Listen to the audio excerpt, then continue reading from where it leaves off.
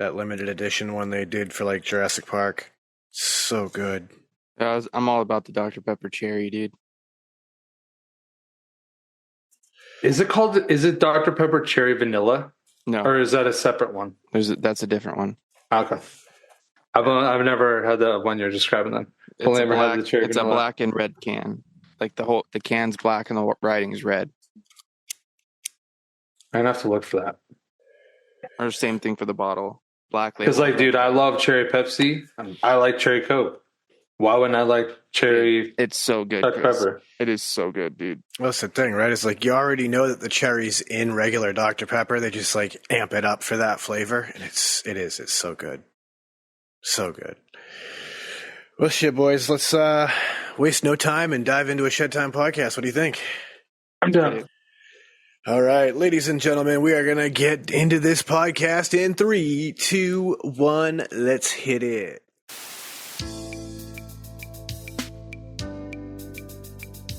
Ladies and gentlemen, I introduce you to Shed Time. What is Shed Time, you ask? Well, it's code for the consumption of cannabis, but it's much more than that. Shed Time's a state of mind. It's art, it's music, it's cryptocurrency, technology, it's food, it's vaping. It can be whatever you want it to be, as long as you're not letting the bastards get you down, not being a dick, and making it fun. When you're in the shed, it's whatever your mind allows you to create. So now let's get to the Shed Time podcast. Welcome back, ladies and gentlemen, to another episode of the Shed Time podcast. And I think it's safe to say that we are feeling a bit cozy, almost nappish today. It's kind of one of those Sundays, it feels like, where like everybody I've talked to is just like, I really feel like I want to take a nap. Dude, I'm so cozy, bro. I got one of them big ass oversized hoodie blanket things that just fucking make you feel like you're getting an everlasting hug.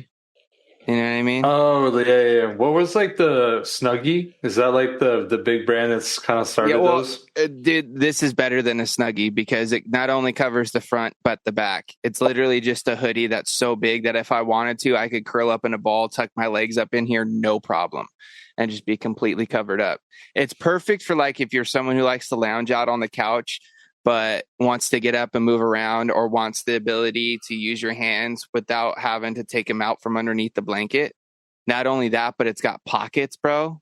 It's got a fucking hood.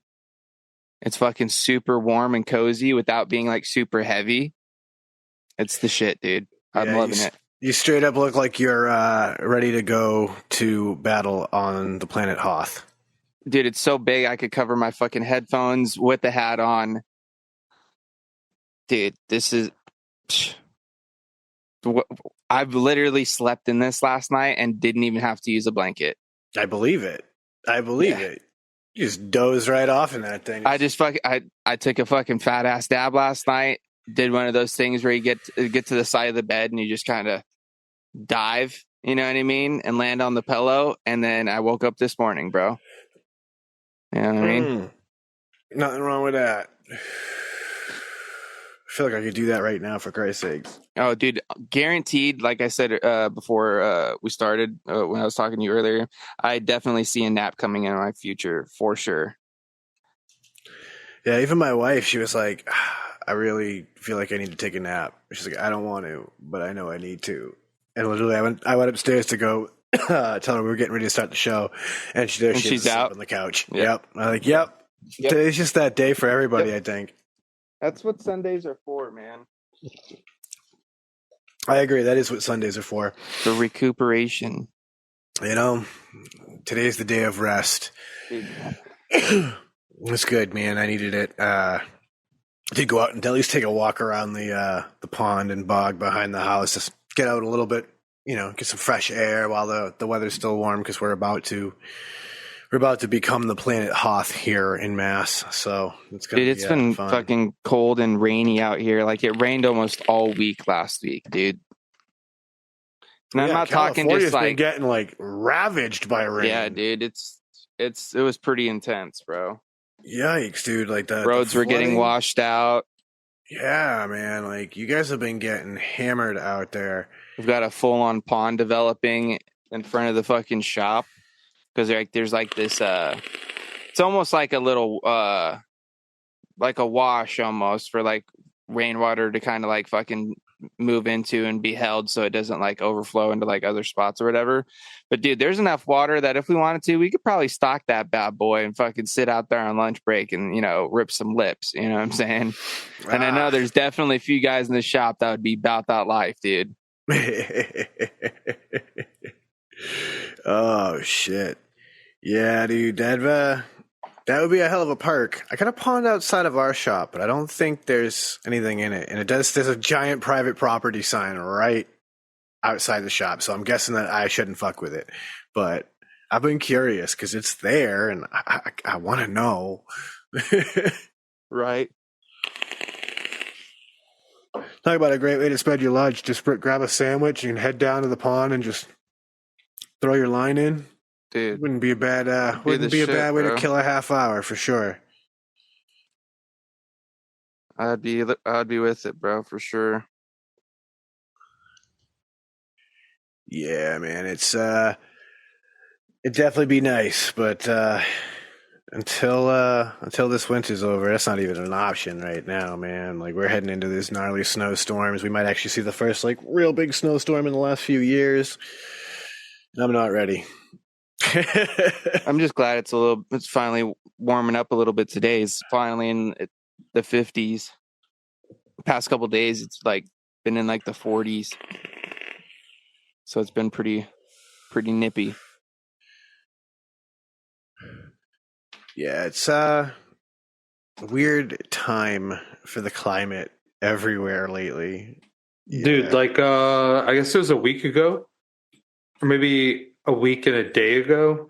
I don't know. It's since I think it wasn't since last time we recorded, but we got like a bunch of snow. We got like probably close to 2 feet of snow, and the winds were like crazy high. So even in my yard, there's like drifts probably 8-10 feet tall. Damn, dude. Dude, I had to dig out my satellite, like James, you were gone when all this happened. Dude, I had to fucking dig out my Starlink, even though it was like already 2 feet up off the ground, because it ended up getting swallowed up by a 6-foot drift. Dude, I had to shovel probably, I'm going to say at least 30 feet of a 6-foot drift, wide enough that I could walk down and then dig all around the side, like the receiver, the little thing, which I had no real idea where it was. And then it was like straight out from this window that's like right here. Mm-hmm. And so I'm just like looking at the house. I'm like, okay, yeah, I think I'm going. And I ended up finding it. It took me 2.5 hours, dude. Dude, that's crazy. Yeah, and it's because it was under like a drift. Like if it had have just been a slow, like a very low wind day and like that slow, steady accumulation, it would have been obvious as to where it was, right? Like it would have had like that little bit of a bubble kind of, and I just would have walked through 2 feet of snow. I can walk through 2 feet of snow, you know? It would suck, but I could do it for 30 feet and then dig it out. But because it was so deep, I couldn't see anything, dude. It was just like a massive drift. So it's funny because before I moved down here, my sister's like, yeah, the winters are not even as bad as Ontario. And I'm like, okay.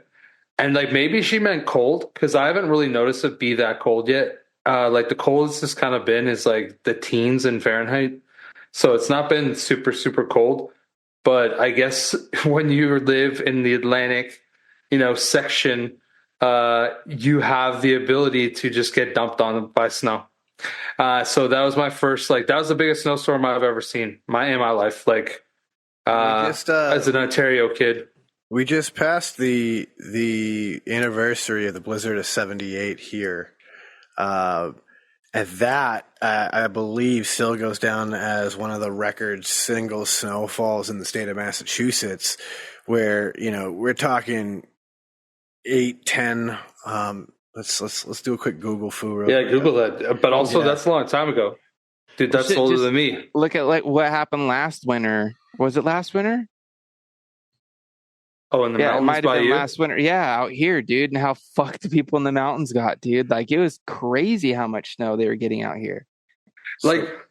The one thing I will say is like they're in the fucking mountains. They should be getting used to it, but maybe it's just that level. No, the thing is, no we've matter never what. had that much snowfall though. Like snowfall is a thing, and people know how to go about it. But when you get hit like 3 to 4 times as much as the normal, that's something you're not prepared for. You know what I'm saying? No, It's that's true. It's like with the people in Texas. You know what I mean? Like they didn't have fucking plow trucks or anything like that because it's never happened there before. So it's like, why? How would you prepare for something that's unexpected? Yeah, unprecedented. There were people who had never experienced any of that. But as far as Blizzard 78 is concerned, it was a 37-hour blizzard that dumped 27.1 inches of snow on the city of Boston.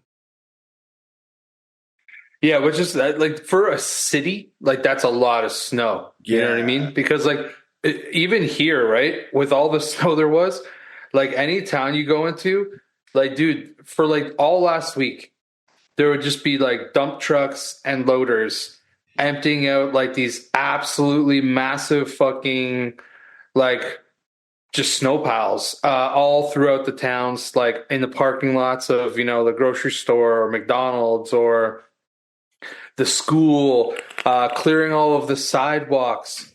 Like, dude, they literally had this dude driving with one of those snowblower attachments on the front of like, I'm going to call it like a big out front lawnmower, and a dude driving with a fucking like 5-ton pickup truck, like dump truck or whatever, beside him, and he was putting the snow in, and then he would book it, and then another truck would pull right up, and he would book it, and they're just getting it because it was like right in town.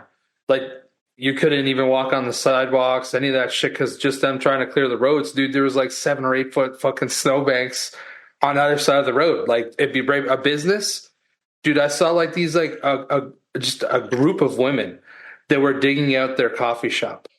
And there was like 6 of them trying to dig snow into snow barrels, or sorry, wheelbarrows filled with snow to take it away to dump it in their backyard or like the back section. I was like, yo, these people I feel bad for, because like I did have to shovel snow, don't get me wrong, but like I wasn't like, you have to get it done by this time or else you're not going to make any money. It was like I need to get the fuck out of this house. I'm going crazy. I need some support.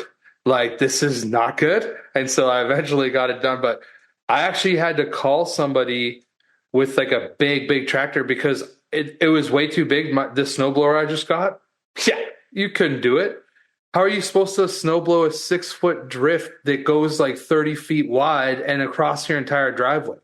You can't. A snowblower only goes like 1.5 foot tall tops.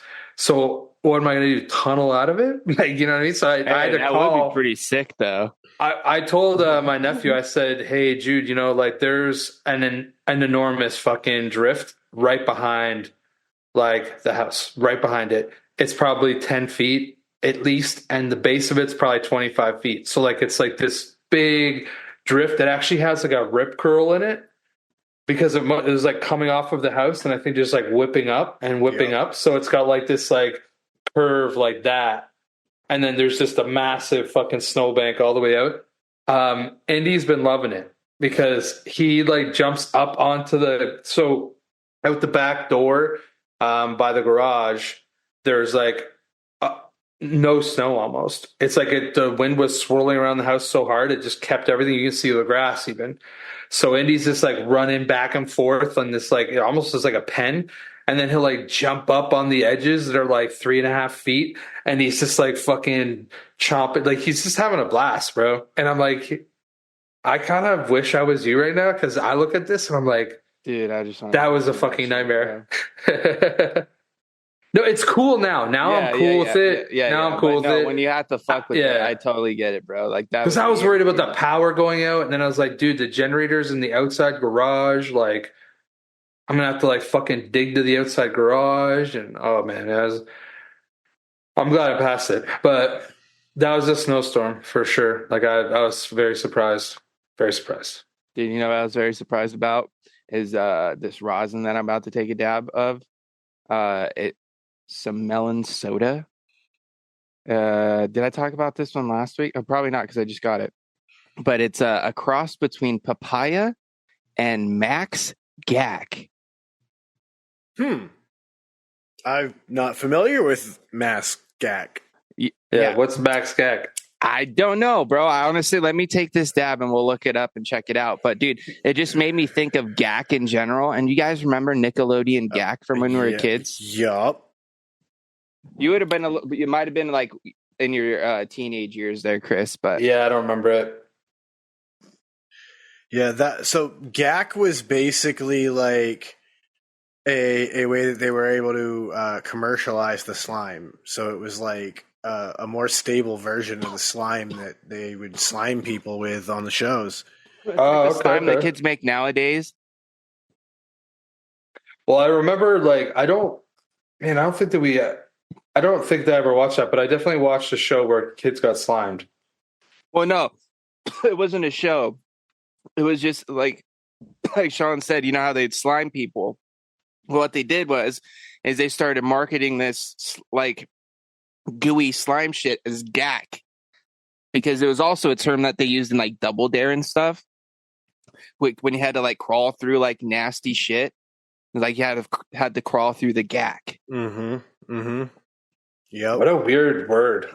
I know, right? And Max Gack is a cross between its parents, G13 and AK-47. Oh, okay. Max Gack then takes things to a logical conclusion by crossing Gack with Gack. Huh. So 2 separate phenotypes to strengthen the lineage of this Gack. That's good though, dude. Super fucking tasty. Real stony. This is one of those moments where like I think of these new terms and I realize that I'm starting to get old because I can't keep up anymore. Like recently I heard Giat and I was like, wait, what? Oh yeah, that's if you got another term for that is if you got a big dump truck, bro. Yeah, or a big dumper. Well, that was the thing, right? Like someone said, yeah, Giat's when somebody's got a dump truck, and I was like, oh, okay, I'm old enough to know it as a dump truck, but the Giat, like what? For those that don't know, Riz? like Chris, I don't know if Chris is understanding at the moment. It's if you got a fat ass.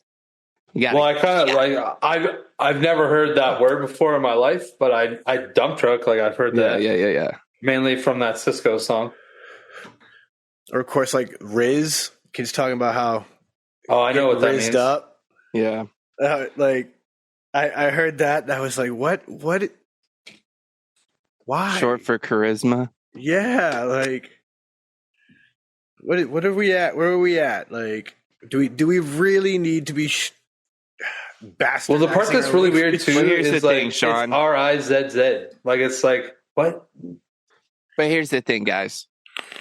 Look at the words that we came up with and we said when we were kids. We used to say shit was tight. Yeah, but I think that makes more sense. Does it though? Well, to me it does. Yeah, because we came up with it, bro, and we grew up saying it. Well, all right, let's take it further back. Shit when shit was bad and it was good. Yeah. What? That's just bad. Yo, she bad. What? But dude, okay, is that really just Or bro, I feel like there's other things like I've said, you know, if I see you do something and it's like crazy fucking cool, like interesting, good, whatever, I'd be like, yo, dude, that was fucking gross. Like, and to me, that it doesn't. I don't know. That does, I get it. See, that one doesn't make sense to me. I'd be like, wait, what? It's like sick. Like sick does not. It's sick means good, right? This shit's so good, it's dumb. This shit is it's dumb. Like, think about this, bro. It's like also back in the day, people used to say groovy, bro. Oh yeah, there's tons of things. You know what I'm saying? So it's just like slang is gonna be dumb.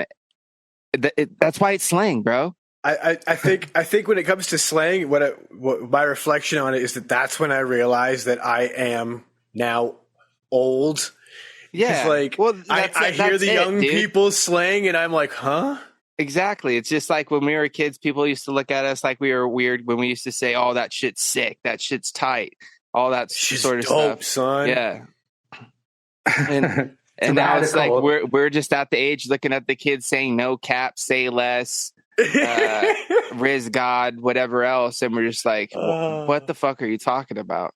I'm reminded of that line from Grandpa Simpson in The Simpsons where he says, "I used to be with it, and then they changed what it was, and now what I'm with is an it, and what's it seems weird and scary to me, and it'll happen to you." Oh shit, he was not lying. Not lying at all. Which, talking about Simpsons, have you guys heard the latest one? Simpsons predicted the Apple fucking Oh yeah, I've seen it. VR headwear shit. Yep. I'm normally the first one to be like, man, Simpsons ain't predicting the future, but that one, they hit that shit on the head pretty hard. Dude, they said a lot of things though. Like it's kind of crazy. Here's the thing, bro. Here's the thing. When you've got people like the creators of The Simpsons and like the creators of South Park that just have their finger so much on the pulse of culture and society, they're going to be able to predict things because at the end of the day, history repeats itself in some way, shape, or form. So it's just following the trends and just kind of making educated guesses on where they may go. Because, dude, I'm guaranteed there's a bunch of other things that The Simpsons have done over the years that didn't come true. Oh, absolutely. Sure. You know what I'm saying? But after a while, you're going to be doing it so long, you're going to have almost an intuition to where you're going to get it right sometimes. Well, dude, that's even if you put something right the craziest 5% of the time, dude, that'd be fucking insane. Well, hey, dude, who knows? Maybe they got some sort of inside information or a little, you know. Maybe there's some Illuminati that worked there. Maybe not even that. Maybe they just got some connection with another source, if you know what I mean. Extra terrestrial, interdimensional. Who knows? I'm just making, these are just, accusations, just claims. But what I wanted to say though is just like one of the things that sticks out though that kind of like makes me almost believe it a little bit more is like the accuracy to when Donald Trump is coming down the elevator or the escalator and waving after he becomes president or he's sworn in. The image of the Simpsons, the actual like drawing animation side to side with the actual picture of Donald Trump coming down that escalator is so fucking close, dude, that it makes you want to be like, okay, this is how is this even possible? They got even to the way he's waving, the way he's standing, the direction he's coming down. It's nutty, dude. I'm glad you brought that up because that's actually fake. That's not actually in an episode of The Simpsons. Oh, that's not? That doesn't actually happen in The Simpsons. Okay. That was a fake I wasn't image. sure, but like I heard somebody else was talking about this recently and they brought that up. The conspiracy of them predicting Donald Trump's presidency is legit. No, that is true for sure. There is an episode where they jump to the future. Lisa is now the president of the United States of America. And she says in a cabinet meeting on day one that we inherited quite a budget crisis after President Trump. So they do, in fact. What year was that? What year was that? On the flip side of that, before President Trump was even a notion. No. I mean, like, what year was it supposed to be in The Simpsons? Oh, they probably didn't even. Because, like, I wonder if that means that Donald Trump's going to win again, and it's actually this time. But here's the thing, though, because I see where you're going with that, Chris. Because in reality, when Trump was in office, we actually weren't as far in debt. We're actually, coming out of it a bit, and then we got Biden and COVID. Well, and shit happened. Yeah, COVID just everything. That and just the way that things were handled during COVID. COVID happened with Trump. We can't deny that. Well, no, that it happened at the tail end of that, though, dude. You know what I'm saying? But there was a lot more jobs and other. Anyways, I hate talking about politics because it's just, I think it's ridiculous and corrupt. But that's just it is. It 100% is. On both sides. You know what I mean? Absolutely. Until you can get corporate money out of politics. Agreed. Let's leave it there because that's all. Like, that's all it is. It'll always be be corrupt on both sides. Facts. Because corporate money is too hand in hand with politicians, and it doesn't matter what side you believe in. They're both full of shit. And here's the thing, man. I will say this just for clarification for anybody. I don't care. You believe what you believe, man. That's 100% on you. I ain't hating nobody. Just want to put that out there, bro. I understand where people come from and why they may believe what they believe, and hey, that's cool. That's how things should be at the end of the day. At the end of the day, I was raised that people should just think for themselves, and I think that is exactly what life should be. We should all think for ourselves. This is a world where if we all are encouraged to think freely and do research and come to our own conclusions, then at the end of the day, logic should always prevail and common sense should always prevail. And that is my hope for the world, that we will all learn to think for ourselves and to do our own research and to be a world where we can all just exist because, logic and common sense prevail. And at the end of the day, just be kind to one another and go about your day as you will. You know what I mean? That's it. That's all it is. You just don't, like Sean says, man, be cool and don't be a dick. You know what I'm saying? Exactly. If we could all do that and, we could all think whatever we want to think, and at the end of the day, just be cool and don't be a dick. And Chris, to get back to your line of questioning about that episode of The Simpsons. Yeah. Lisa is inaugurated in the year 2029. Okay, so it's a bit off. Oh my God, it's actually not. That's exactly right. Oh my God. Yeah. That literally could be meaning that they are predicting his presidency. Yes, because he would win coming election. Start in 2025, right? Yeah, because the episode itself. If he wins, he would get sworn in 2020. And so 4 years later, oh my God. Yeah, because this episode takes place in the year 2030. Dude, that's okay. Yo, The Simpsons. All right, you guys heard it here first. Let's see if it comes true. So The Simpsons need to chill. That right there.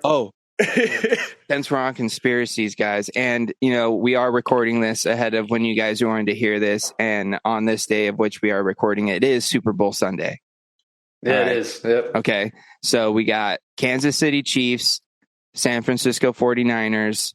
Have you guys heard the conspiracy that the Chiefs are going to win because Taylor Swift is there, and there's this whole thing behind the number 13 and it being her favorite number, and all these people are like putting I heard numbers this dude together. Run this shit down, and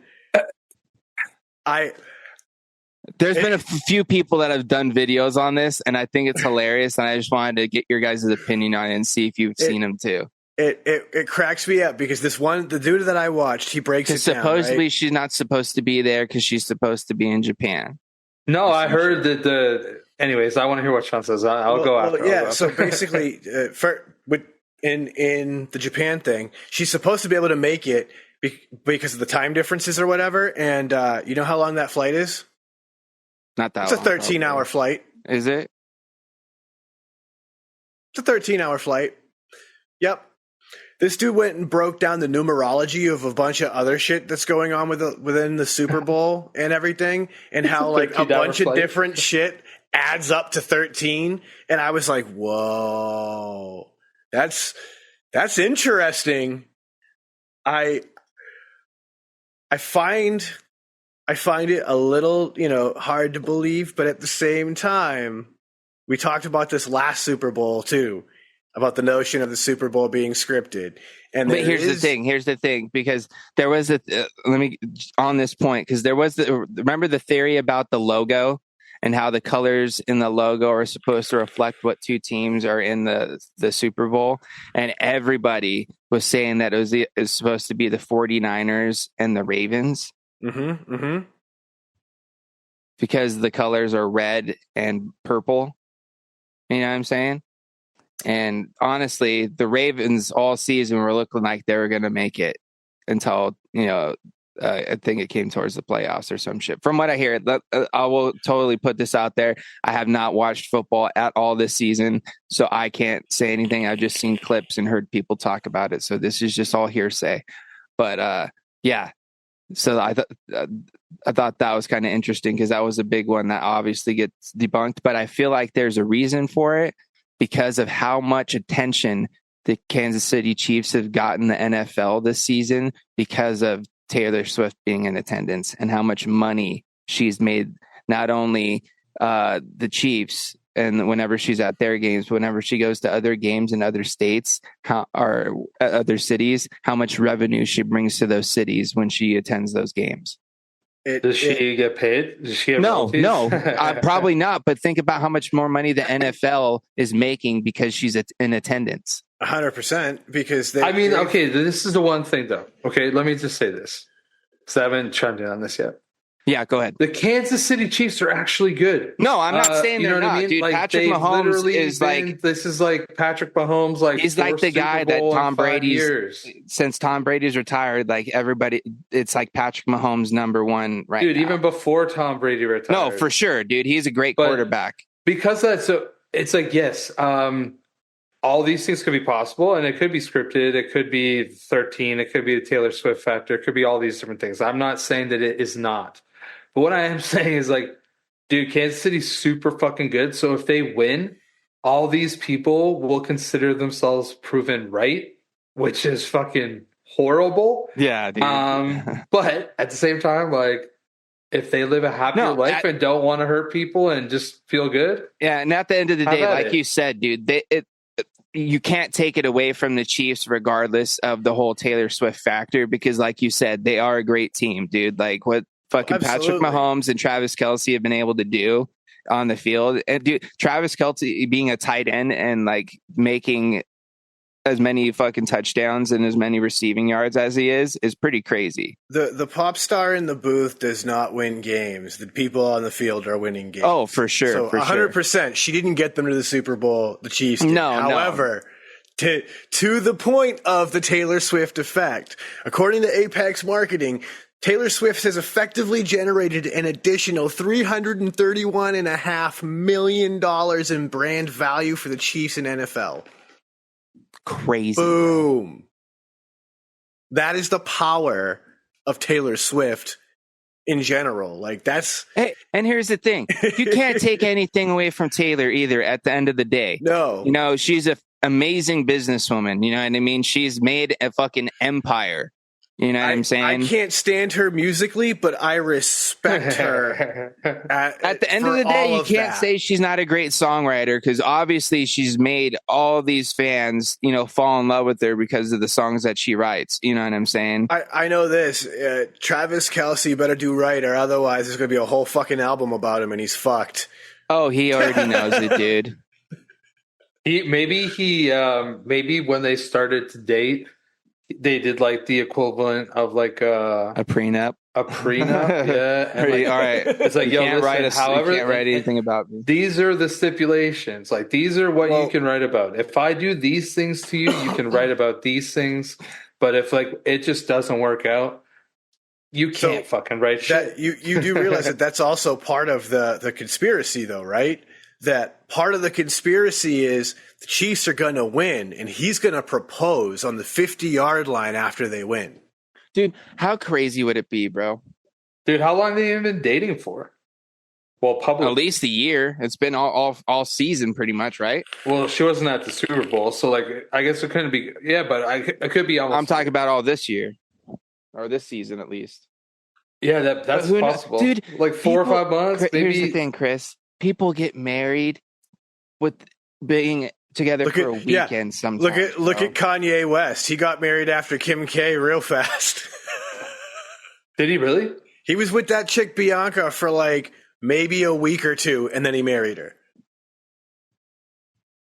Whoa. Or dude, think about the fucking, I'm not saying that this is like them or this is a thing. I'm just like putting it out there just for an example. People go and get married after meeting in a weekend in Vegas, bro. That's You know what I'm fact. saying? Yeah, I mean, yeah, but I feel like not many of those people are like sober. That's also a fact. Well, yeah, it's true. But then again, there are still people, bro, that literally, like, depending on, you know, the situation, sometimes, like, you know, I guess, I don't know. Well, no, 100% though. You're right. Cause like my wife and fucking I knows, have a dude? friend. She, it was a coworker of hers. He met this girl and within like a month proposed and she accepted. Like they just, Yeah, but okay, but here's the thing though.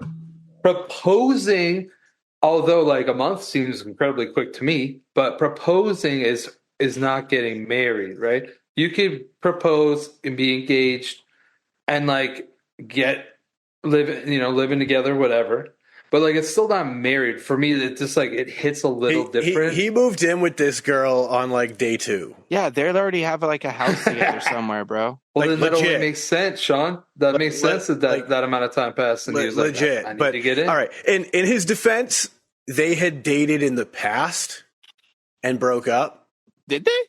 Yeah, that was how their relationship ended up working out. They had dated in the past, broke up. I don't know anything really about it other than, you know what. But He's talking about his buddy James. Oh, sorry. I thought that's what we were talking about. I was like, I'm pretty sure this guy's thinking right now. I was like, James is like, Taylor Swift. And that did. Yeah, it could be. Friend. Hey, dude, it's the dab, bro. that Mary Jane will do some magical things to you. Yo, speaking of magical things doing things to you, to completely shift gears, I picked up some. Already. I picked up some more mushroom chocolates. Oh, Yes, dude. This one here is a brand called Psilocybin out of Oregon. And I'm actually impressed because this one goes pretty in depth and explains that it's a blend of Puerto Rican golden teacher and lizard king mushrooms. You get 4 grams in a bar, so 3 pieces ends up being a single gram. And I'll tell you what, those shocked me at how effective they were at just a gram dose. Because I took one yesterday and was borderline visuals. Does it make your heart race? A little bit. I always find like whenever I take mushrooms, the beginning does feel like the very beginning anxiousness that I would get of like almost like a panic attack is coming on, and all of a sudden it melts away and I feel amazing. On the flip of that, when you do a smaller dose, like I've done in the past, it literally feels like I've just done a really big dab and I'm high as shit and I'm just like cold chilling. And then the next day I just feel friggin' amazing. Dude, I laugh a lot when I'm on mushrooms. Things that make my heart race, bro, it makes me so paranoid.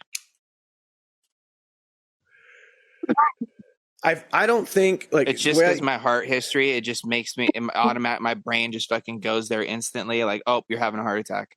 I know I understand that, and I don't think people. I get like that when I get high sometimes, dude.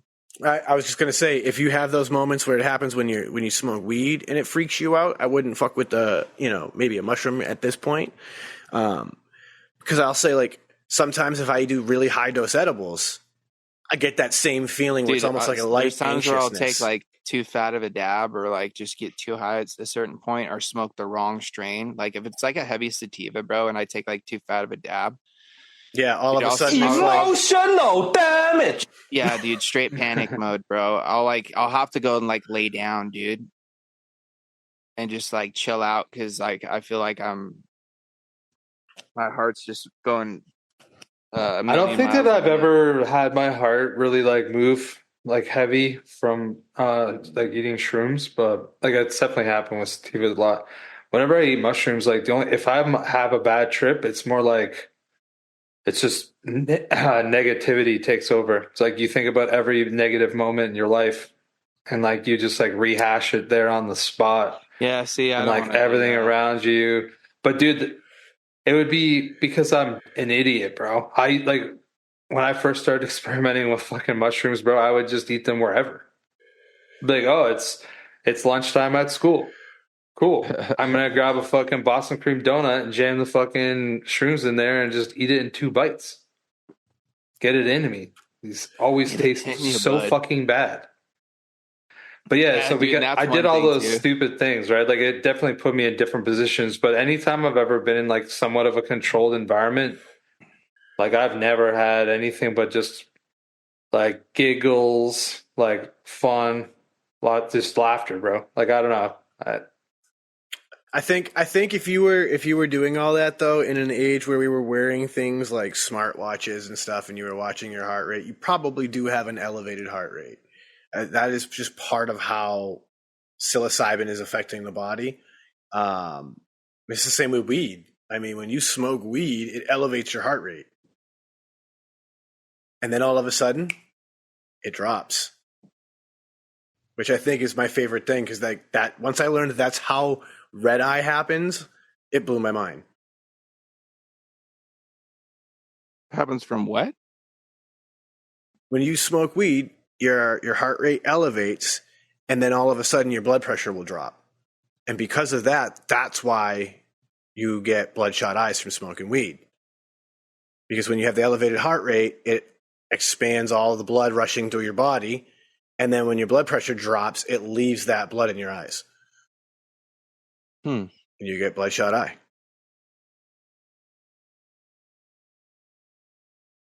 Okay, I have a theory about this whole bloodshot eye situation. I feel like at this point in my life, my eyes don't necessarily get red anymore when I get high. There are points where they do sometimes, but majority of the time, like right now, I'm pretty fucking stoned, but my eyes are also pretty fucking clear. But there was a point, dude, in my life. But I bet by the end of the night, though. No, but there's a point in my life, bro, when anytime I did, bro, they'd be as red as fucking tomatoes, dude. You think that got to do with maybe like a tolerance thing? I think 100%, because your body is going to adapt, right? Yeah. Like when you're someone like us who has days like a shed time day where we're smoking weed all day. I feel like it usually happens too more after like a really bad coughing fit, because I feel like I'm putting like all the pressure to those blood vessels, so they're just like 100%, which would aggravate it more. Like I find it happens most when I'm smoking out all day. Like most days, I'm not smoking weed until, later in the evening after work, and I've made dinner and I've cleaned up the kitchen and everything. And then I'm settling down for the evening and I'm able to smoke some weed. But then on, some days when it's, like, hey, we're just going to fucking cut loose, I might start smoking weed at 10, 11 o'clock in the morning. And by, 8 or 9 o'clock at night, I got a bit of red eye. Oh, for sure. Oh, dude. I'll get red eye sometimes just from being tired, but like when I would smoke weed, like even fucking 15 years ago, like I'd be out with a bunch of friends and like you'd be coming back to like somewhere and people be like, "Oh, you guys are all fucking baked." And I'd be like, "Oh," I'd be like, "Chris, you didn't like smoke any?" I'd be like, "Yeah, of course I did." My eyes don't get red. You get red eye from drinking too. Like it does happen. The more you drink, eventually you start getting red eye that way too.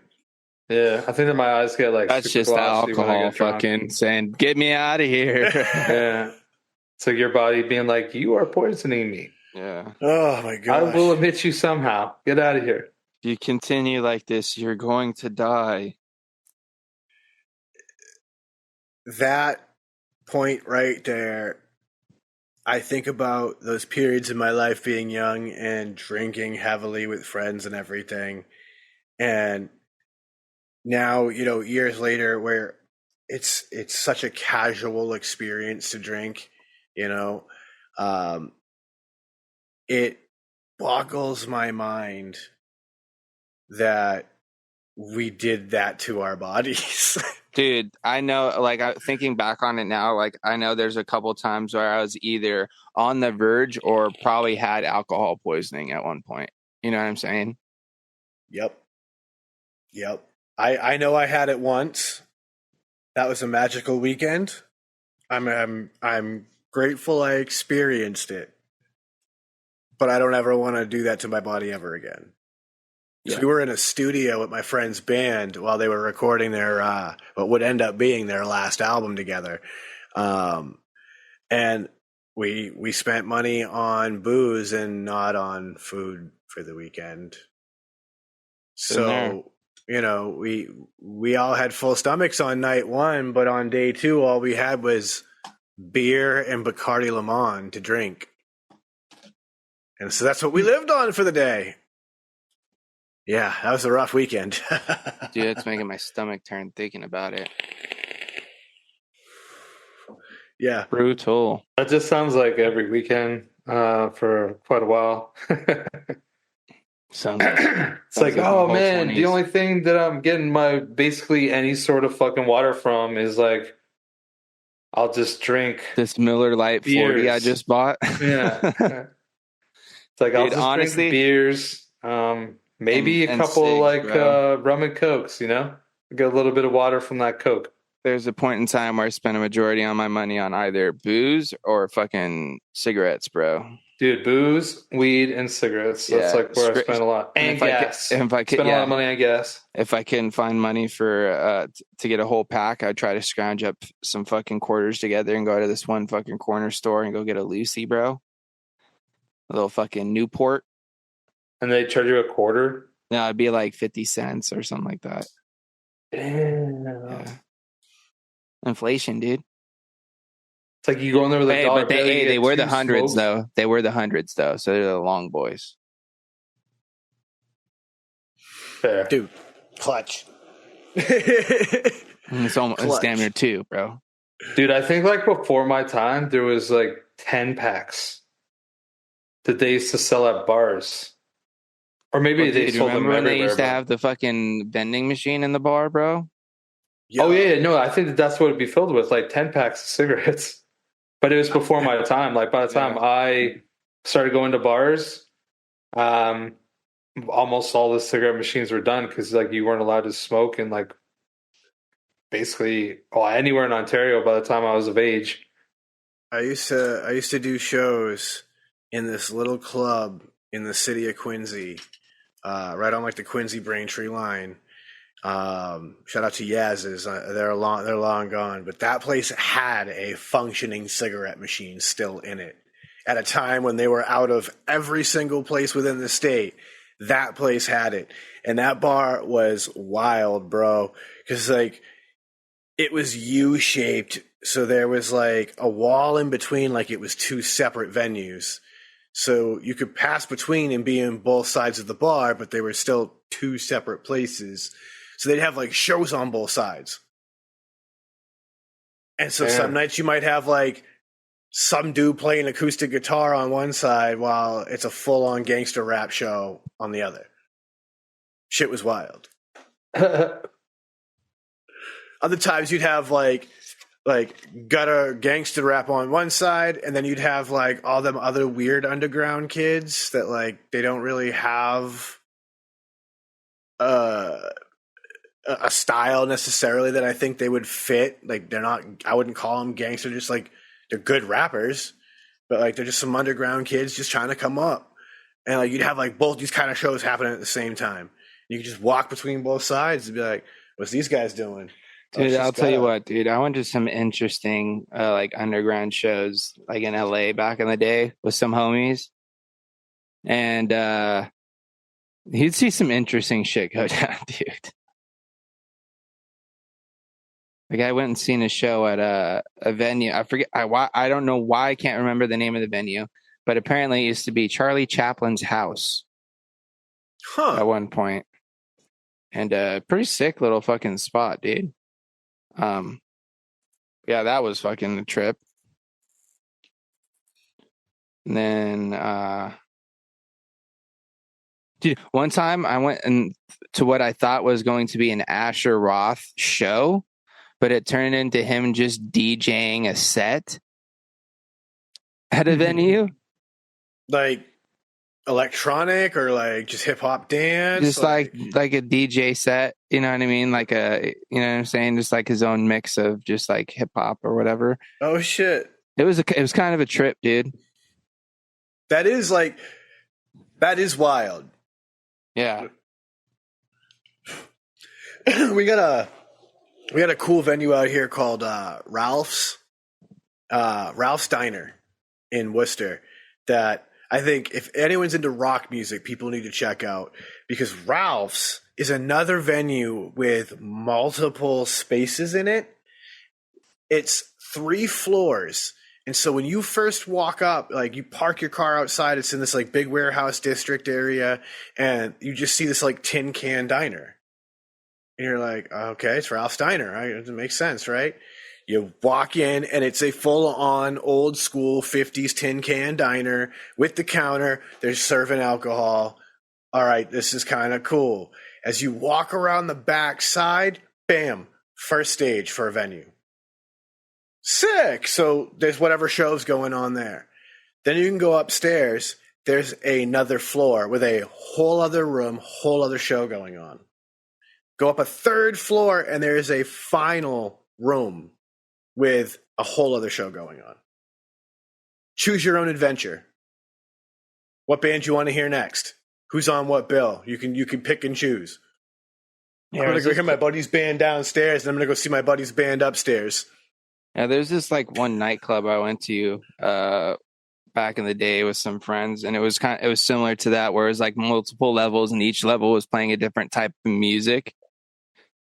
And it's pretty crazy, dude. It's like you just go up and down the different flights just depending on what mood you're in. You know what I'm saying? There used to be this bar that I used to go to all the time when I was in the University of Montreal. It was called Fafun Electric, which basically means electric gas. And it was 3 floors, and they would have like 3 different styles, but like it wasn't like one would be gangster rap, one would be like dance party, fucking, electronica or whatever, and then the top is like hardcore punk or something like that. But it would be always pretty cool because like you could kind of go see multiple events in the same night, which I always kind of liked. But it was just this huge building downtown, like in the East End, and you just go in, and there's like stairs and stairs and stairs. There's actually 4 floors, and in the 4th floor, there's like a full-out half pipe, skateboard half pipe. Bro, Yeah. see, that Like it was more of a skater like punk bar for sure, but they had certain nights that they'd have a little bit different. Like they'd have like some dance music on like Thursday nights and type shit. See, that makes me think of this venue that we used to go see some shows at all the time, where it was initially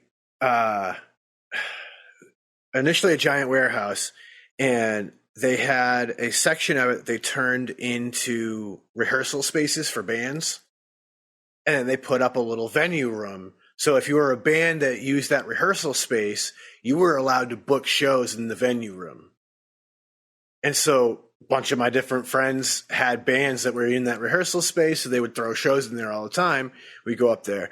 And the dope thing with them is that they had an indoor skate park attached to the building on the opposite side. So, like, if you were into skating and shit, you could go right next door, go skate the huge indoor skate park, and then come in and go see your boys play up at the venue upstairs. And that shit That's actually pretty dope. Yeah, that shit was cool as hell. I don't even know if that place is still around. But that was a cool venue. I always liked the idea of those rehearsal spaces, you know what I mean? Like where you just have tons of rooms where different bands can play and rehearse, and then the networking that they can all do together at that point is incredible, because now you can literally build shows off of just people all in your same rehearsal space. Shoot, you could build whole tours if you guys got enough following between everybody to do that. Next thing you know, your band's going, up and down the east or west coast, depending on, obviously where you're from. Yeah.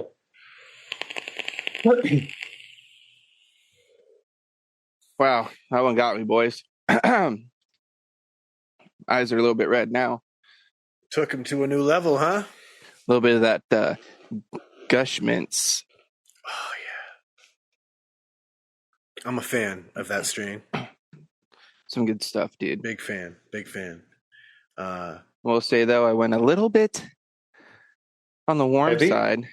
Oh, Yeah, okay. of course. Ben Globin's always out to play. But yeah, it was a little bit on the warm side, though. But it was a fatty, and it was tasty. So we just posted recently up on the Shed Time Studios YouTube for our patrons to be able to see a little YouTube short. But so you boys can see real quick, the plants are looking extra lovely. Oh yeah, dude! Look at how pretty they are. They are very vibrant in color. Yeah, they are very happy. This strain is doing very well. We're giving them a little bit more so time. Fucking happy, dude. This was shot. You can tell they're happy, bro, because they're just reaching up, and they're just like, "Hey, give me sun. Let me." Yep. They're loving life. So I feel bad because I totally just realized I probably took the view away from your phone for a second when I was talking. That's all right, because if they want the full view, they're gonna have to join the Patreon, because the Patreon exclusive perk is being able to follow these grows. So there you go, quick plug for Patreon. But yeah, man, they are coming along. The intergalactic space run's probably gonna let it veg for like another couple of weeks to month tops, just to let those arms stretch a little bit further, because you want like that tent full when it's done, right? That's what you're saying. Well, that's 3 plants. They're not going to fill that tent, but if we can get that canopy to stretch, if you keep them babies happy, man, they might do something fun for you. Are you like training it at all? Like, do you have intentions of training it at all, or no? Oh yeah, have you done any like topping or anything? They've all been topped already, so that's why like that they got topped at this point. Did you get a couple extra branches? Yeah, so I'm trying to let those stretch right now. Let them catch up a bit. Exactly. Let them kind of, Can you take that? Can you take that top and use it as a clone? Yeah, right. Possibly, depending on how big it is. If you were to top it at the that's what my buddy used to do. Right at the node. He would just go and find like a good spot and like look for like a good node point or like a good spot to where you could cut it, and not only will it not harm the plant, but you could also definitely salvage, if not the whole thing, at least a piece of it for a clone. Yeah, it's plants are crazy. It's interesting because like there's no definitive answer of when to top the plant. You really have to just watch your plant, dude. Yeah, and make sure that your plant is good and healthy, because that's like the big thing that all my research ended up really showing, is that it's like, as long as you got a good solid root going and your plant is in its healthy state at that moment, like it's not drooping from lack of anything, then you've just, as long as you've got 6 to 8 nodes growing, you can go ahead and top that sucker. Dude. To bush. And at that point, as long as you're keeping it in like a certain state for a while, like if you're going to keep it in veg for a long period of time, you can top it multiple times if you want, and just let it keep bushing out and bushing out and bushing out until it gets to the size that you're like, okay, I'm ready. And then you can flip it over to flower if you want. Or like Sean's probably going to do, he's probably going to get it to like a size that he's like, all right, I'm comfortable with this, and then just flip it instead of going through another topping cycle. Yeah, I'll probably let it run, like I said, a couple more weeks to a month, and then I'll probably flip to a flower cycle. This particular and then at that point takes about 2 months for flower. Yeah, at that So- point, all you got to do is like when you go to flip it, just maybe do a little cleanup, maybe pull off some of the lower, bigger fucking fan leaves that are coming off. You know what I mean? Yep. Just allow a little bit more sunlight to come through, so it could hit those bud sites when they start popping. You know what I'm saying? Let it focus its energy on those buds instead of on those excess leaves it doesn't need anymore. Yep. Yep. Ah, dude, I'm living vicariously through you right now, Sean. I gotta say, I'm so grateful to have learned from, the people in the industry. One of the cool pieces that I was talking with one of my head growers from the dispensary about was when they were talking about how they actually starve their plants between waterings because they want to get a good droop, because that means that they're forcing those roots to grow extra deep in order to look for water. Mm-hmm. And once they get to that point where they're like, all right, this is the droop we water, they water, and they're like, dude, you'd be shocked how quick they just, within a couple of hours, they spring right back up, happy as can be. Oh, for sure. And dude, have you boom. ever had even just like house plants? Like I remember my grandmother, she used to have in her dining room, it was like a whole wall, like a planter. I don't know if my grandfather built it or my dad did, I'm not sure, but it was probably like 7 tiers, and it probably was like 4 feet deep, and it was just like row, and it basically had this huge like window. It was probably like a 6-foot window that would feed onto this planter. And there'd be times like as I got older, and so did my grandmother, I would like go over to like cut her grass, and I'd go inside and she'd like, give me a glass of water or whatever. And I'd be like, oh, grandma, like, I think you need to water all your plants. And she'd be like, oh, I just watered them yesterday. And I'd be like, nah, let me help you. And we'd water them, and I'd sit back down and maybe have like another glass of water or something. And you'd already see them just starting to look less on the verge of death. Like happens so fast. It's a trip sometimes. Yeah. It is, yeah. It's even like like the carrots in the water or whatever, how you can like do certain things in water, or like celery. Oh yeah. Like you have the celery leaves, and like you could make it so you put it in dye, and it would like circulate the fucking dye throughout the entire celery because it still thinks it's alive. Like we it's used to do fucking that with, crazy, dude. We used to do that with the carnation flowers. You'd take the carnation, white carnation, and then you drip it in there, and then you get the like edges to take on that color. Yeah, like the little veins and the actual petals and everything. Yeah. Yep. I remember doing that as a kid. But like, it's crazy because you could, like celery, for example, you could take your whole bunch of celery, chop the bottom off where that root piece is, stick it in a glass of water. It will grow fresh roots and grow you a new celery plant. Yeah, I don't really like that. I mean, that's cool as shit. Like, don't get me wrong. I just don't particularly love celery. So, like, to me, that's not like, I need to get some celery. But that's cool.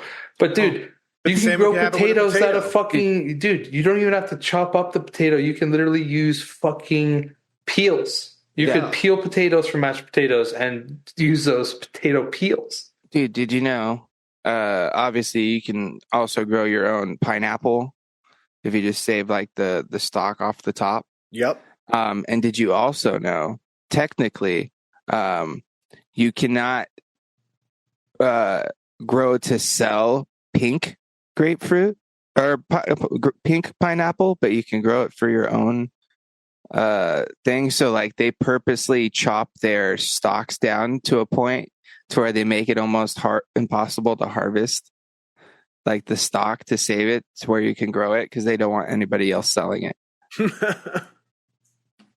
Crazy, right? I believe it.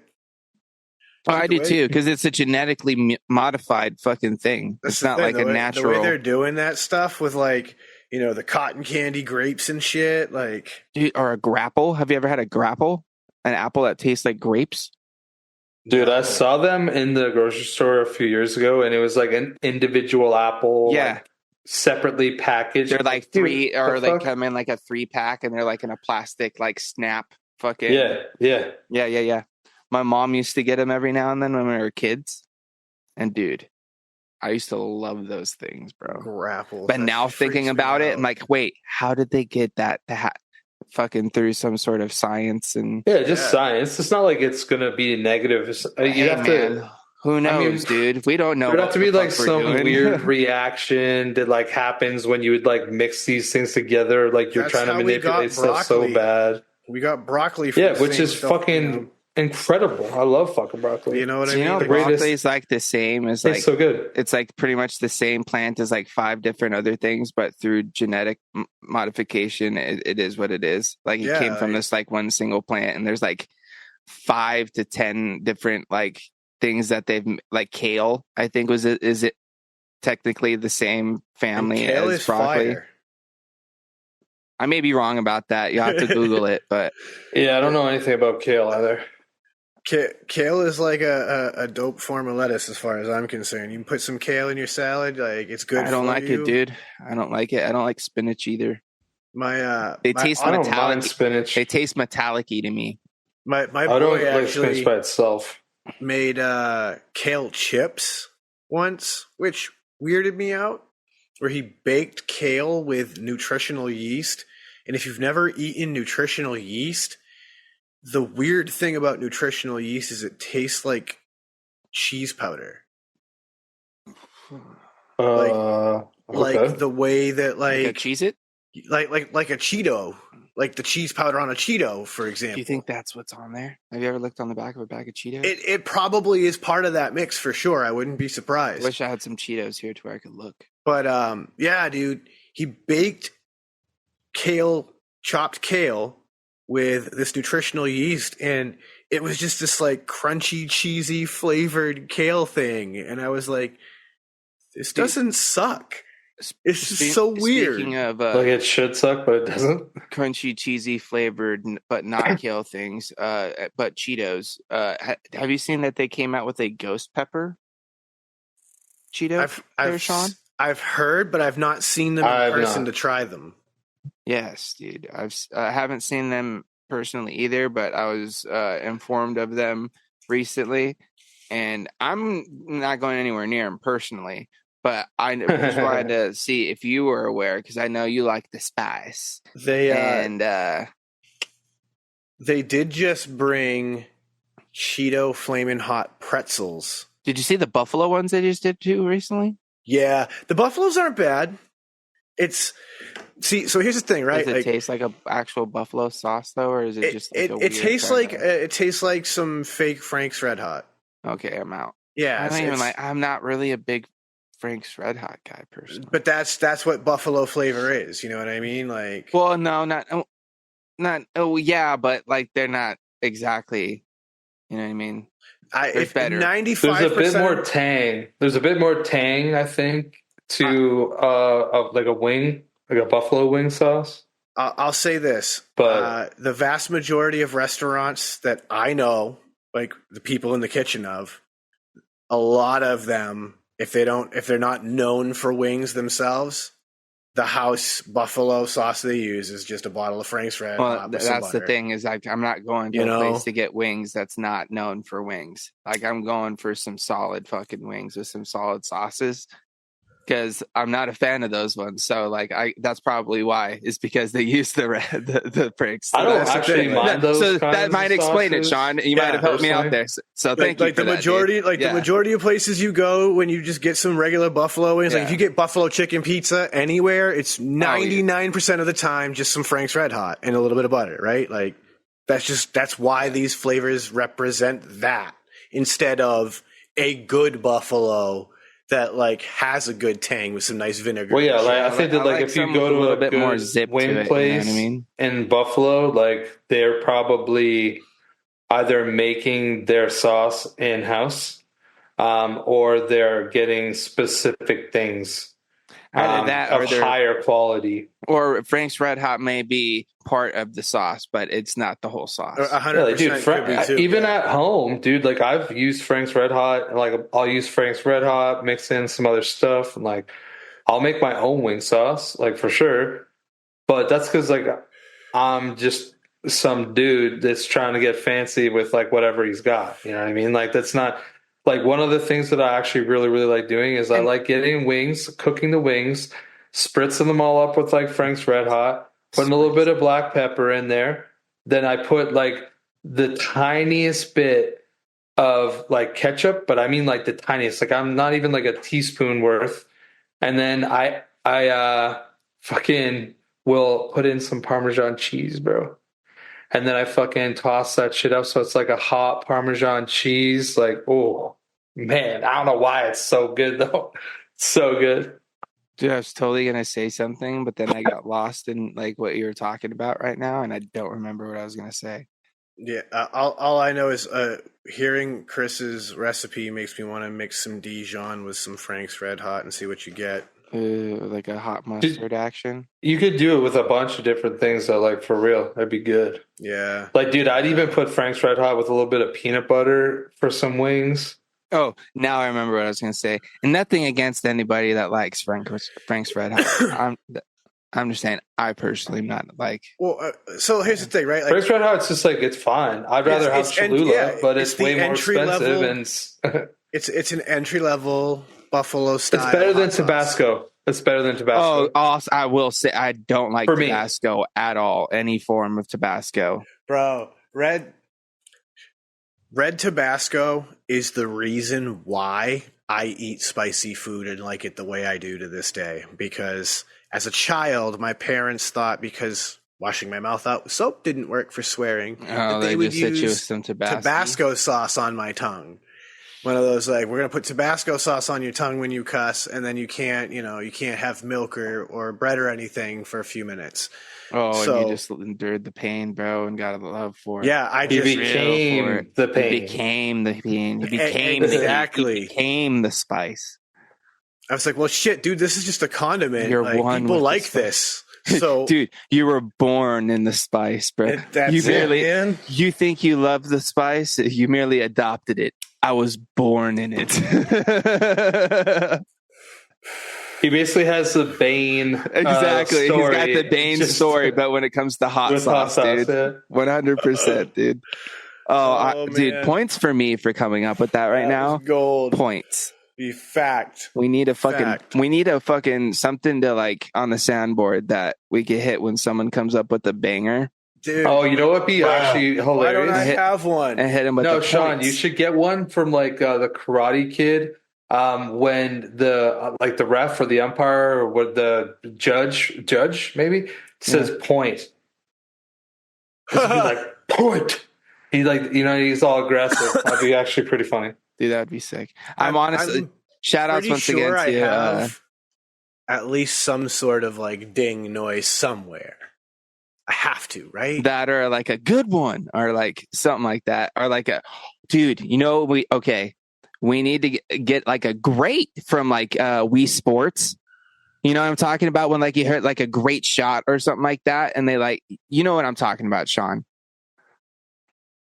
I feel like even I sort of remember it. I played Wii Sports. But... Oh, there you go. That could work. Coin. That's a retro coin right there. It's called ding. I'll take that. That's for when something doesn't hit, bro. You hit that one. Your hero theme? Alright, this is getting pretty crazy. That's your game over. Dun dun dun. Next level? Oh, dude, we're getting crazy now. So I'm sorry for anyone. There's the power up. That was kind of blown out there. Honestly, all the soundboards sound kind of loud to me. They're coming in hot tonight. Yeah, but I think that they have since they've come like that. Definitely. Oh, Sean, did you ever listen? Did you ever listen to that show, The Wild Cards? That Twitter space? No. Okay, I'm gonna send you a link of a recorded one, and I just want you to listen to it at some point, even if it's like you're listening to it while you're making dinner, whatever. I just like need you to hear it because for two reasons, right? Number one, guy Stevie is like really connected and he's like been involved in like a lot of the same shit that you have when it comes to music. And he is from your area. And he also like just runs a fucking soundboard like crazy. Like anybody out there, if you have Twitter, on Friday nights. I think it's actually at the same time as the Green Room, but they record it just like the Green Room. But you should listen to a recording of Wildcards. Watch and us get back live to and me. then listen to the recording of them. Yeah, because you can interact with them in a comment after the fact. You should watch us. But it's a lot of crypto stuff for sure. So like if you hate crypto, like don't listen. But if you don't hate crypto or like you don't really care, it doesn't bother you. Listen, this dude just runs this fucking soundboard. Dude, he's got like sound bites for like anybody that ever comes up to speak. Like just so many different situations. It's actually pretty impressive.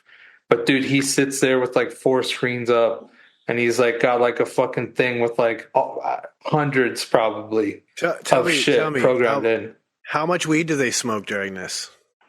Oh, Stevie definitely smokes weed, bro. because I will say, like, it's hard when you're stoned and you're just in the moment and you're like, oh yeah, I have a soundboard too. No, like he's just on point, dude. Like I think that he just like that's his number. Like so, dude, he hosts the show and he uses the soundboard, and it's like on point. Dude, that's like he'll be speaking. Yeah, dude, it's impressive. That's why I want you to hear it, just because, and not because I feel like you need to be inspired, but just because I think that you might actually find it entertaining. Yeah, like it's hard, like right, like having a soundboard is great, but I also like I think we've all seen a show somewhere where the soundboard becomes too much. And I'm always going to be afraid to be that guy too. yeah, he can definitely be that guy.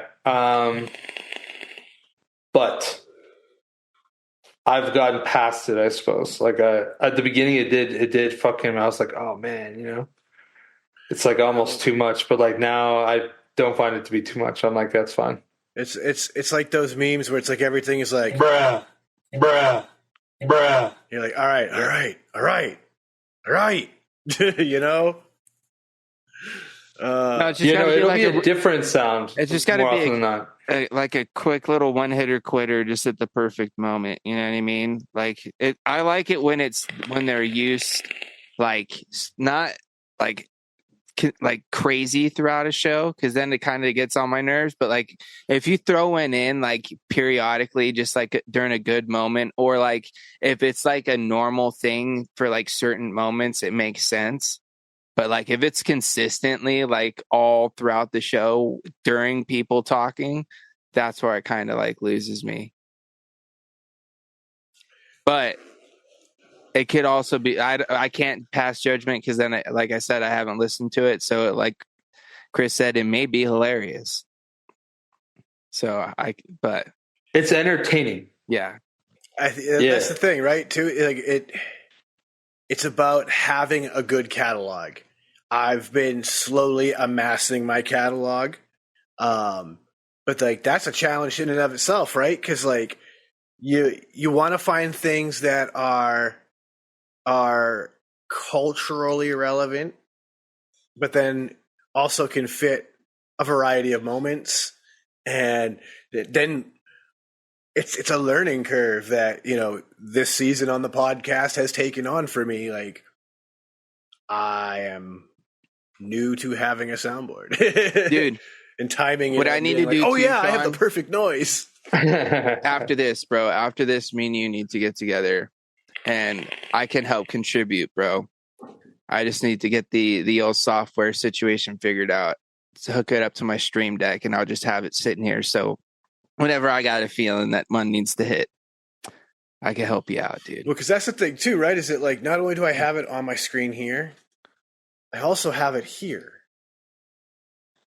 So like, dude, you're not going to think to necessarily hit it when you say something. You know what I mean? But so that's the challenge, right? That might be where I can come in and be like, oh, let me hit it. Let me get Sean's back here. That's where like, I know when I was watching the Hi-Ya podcast, it was really helpful to have like their producer, Matt, who Nigel mostly bullshits. Matt quips here and there, but his sole priority is hitting that soundboard, making sure that the cameras are switching correctly, making sure the audio levels stay consistent, and doing what producers do.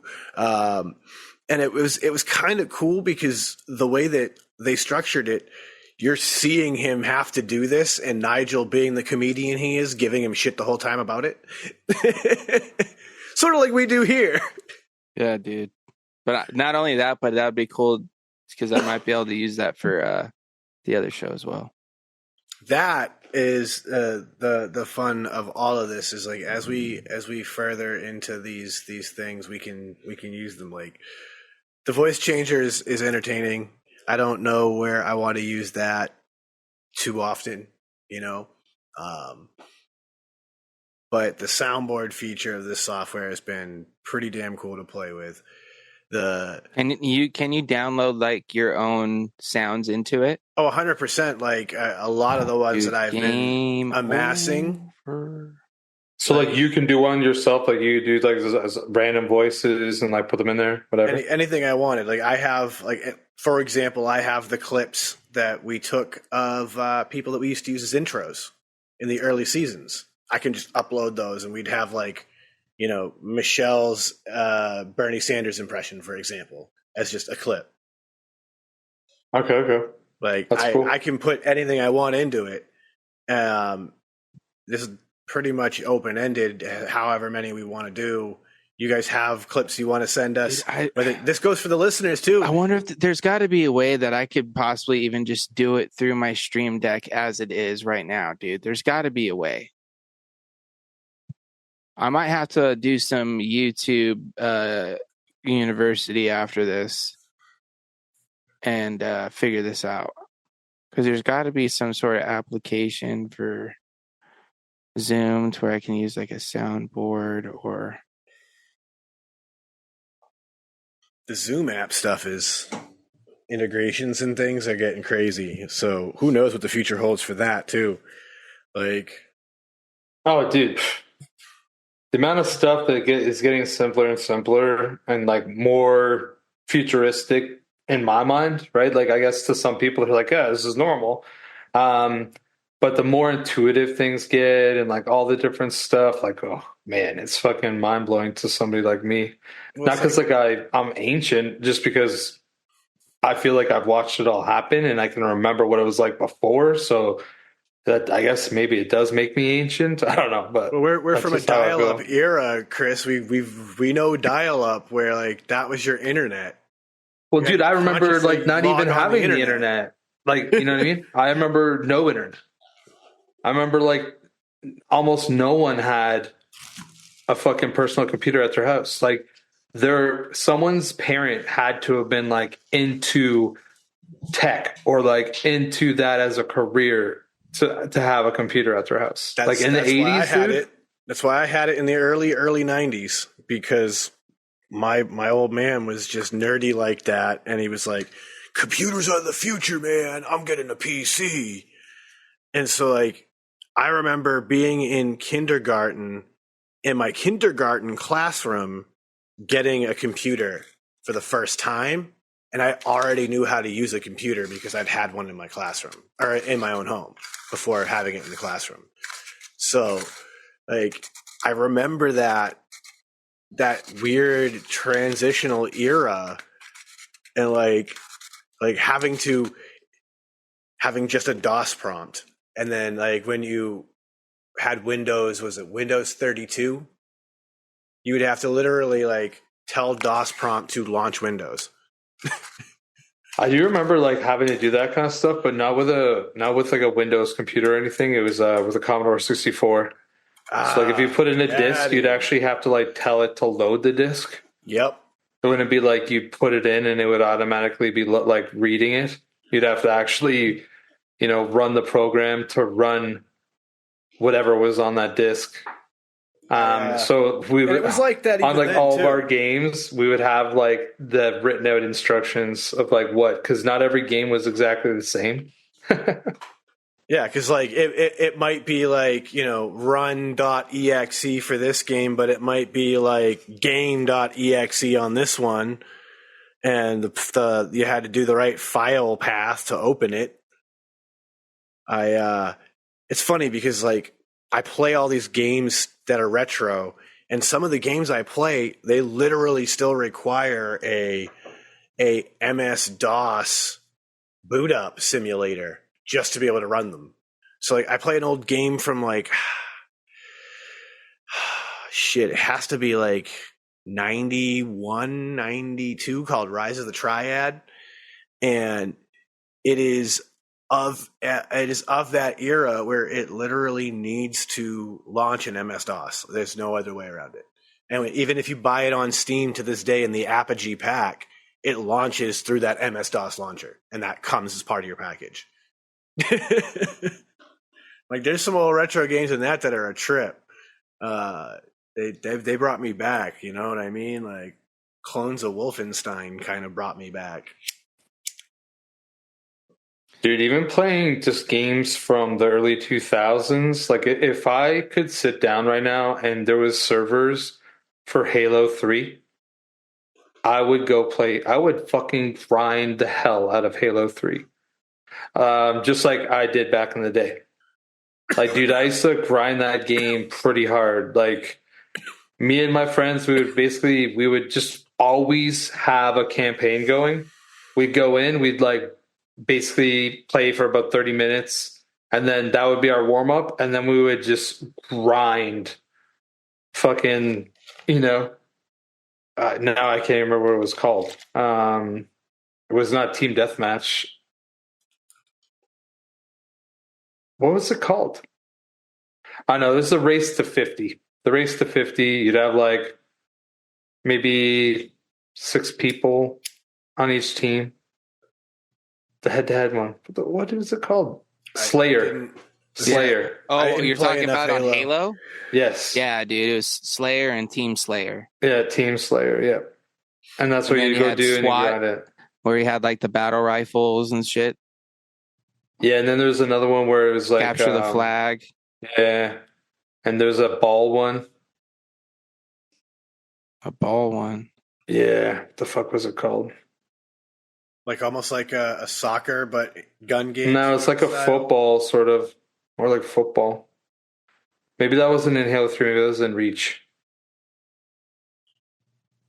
Oh, like, is that like a carrying the bag thing? Because I've seen something like that in other games. Didn't they have like a carry the bag? They have like a King of the Hill or something? Yeah, there was multiple multiplayer game modes. Yeah. I can't remember what all of them were. I'm like hearing the dude's voice. Yeah. You know what I mean? Slayer. Team Slayer. Dude, what a great fucking game. So I didn't play enough Halo, but I played a lot of Unreal Tournament. Headshot. Dude, that game was a fucking... Dude, Unreal Tournament was the shit, Sean. I loved that fucking game, bro. Dude, I played the shit out of that back in the day. Oh my god. I probably still have it. Dude, somewhere. I wish I did, bro. Because that was the first game I feel like that was built on the Unreal Engine. Wasn't it? It may be. So I think they're the ones that started the whole... let's see. Unreal Google Tournament. That. I'm doing it right now. Unreal Tournament. Hey, give it a goog, Jamie. Bang, as bang. They'd say on the Rogan. Yo. Let's see. That game is old now. Holy crap. Oh, was it late 90s, early 2000s? Unreal Tournament, let's see, 1991 or 1999 for Windows, later released on the PS2 and Dreamcast in 2000 and 2001 respectively. I remember playing it on Windows first. I played it on computer for sure. That's wild. Yeah.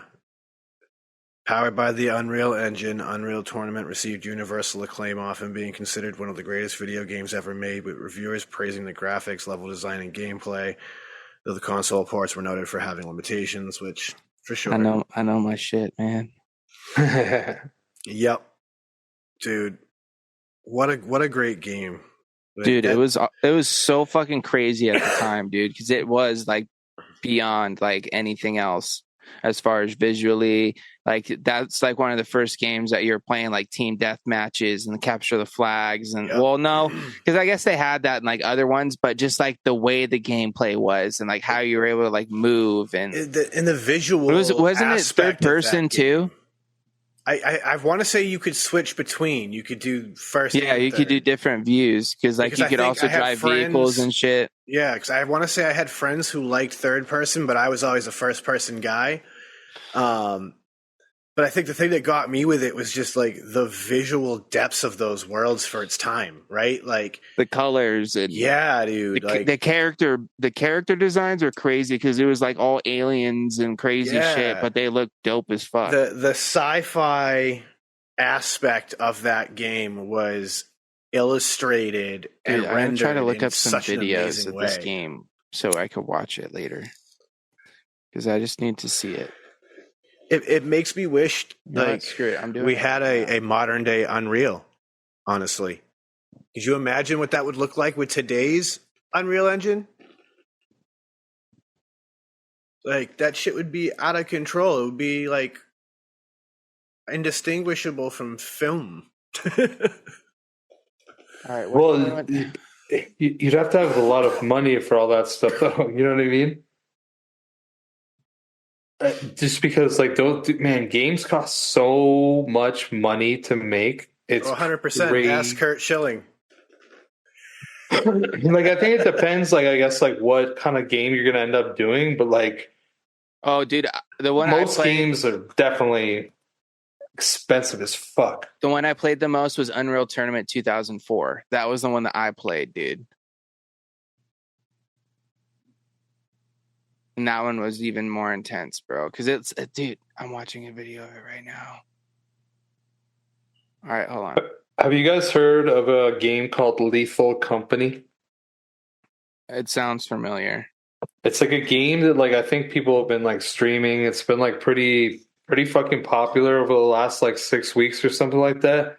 And it's one dude made it. One dude made it. It looks like crazy budget, I guess. But it costs like $10 on Steam.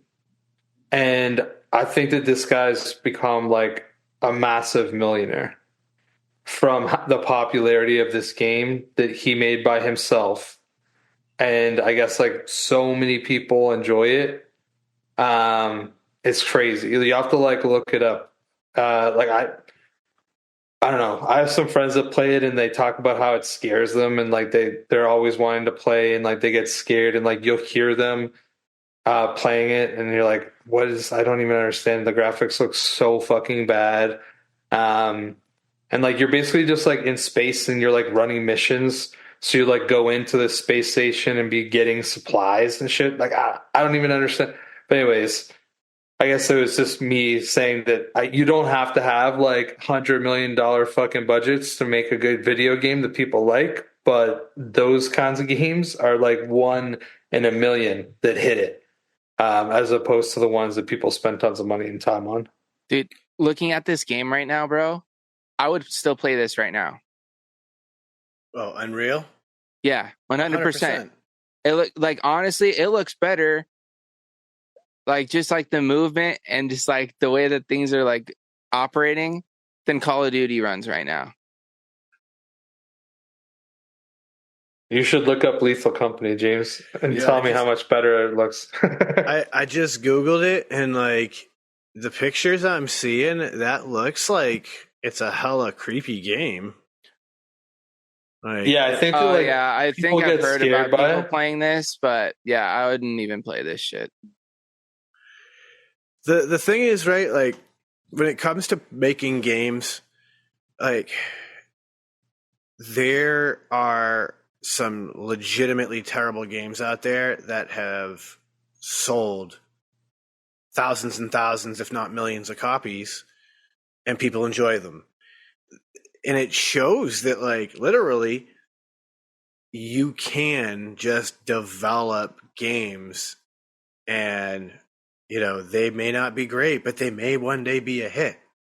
Like, let's be honest, how many of us were playing Flash games back in the days of the internet when that was a thing? Like, some of those games were terrible, but we loved them.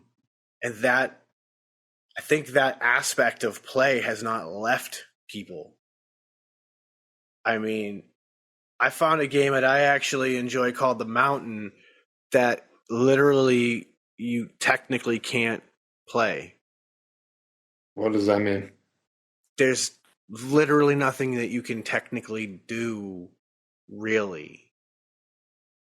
Like, you answer some questions at the very beginning to start the game, and it generates your mountain. And that's it. Your mountain's there, and you can look at it from multiple angles. You can adjust your camera. If you touch keys on your keyboard, some of them make music. But that's about it. So it's not really a game. It's more of like an experience. But is it? Yeah, to me that is, yeah. Like, Or it's is it? still a game. How's it a game? You don't do anything. You just said it. From the perspective of it is a piece of software that somebody wrote and was able to sell in the Steam store. It is a game. I mean, that's the most loose term I've ever heard. If that like that, nah. But hey, But here's the thing: if that's right? what quantifies it as that, then I guess who am I to say? Somebody's making money off of this game, and it's a game that you basically do nothing. Well, somebody You know is what I making mean? money, but I don't. So- the part I just don't agree with it being a game. Like that's all I'm saying. Because that'd be like me saying, like, "Oh, yo, I play this game all the time," and they're like, "What is it?" It's just like, "Oh, it's Chat GPT. That's what I play. But I play Chat GPT all the time." Well, I mean, you But argue, you can't get that on Steam. It can't be a game. you could argue that ChatGPT could be a game, depending on how you Well, play with it, right?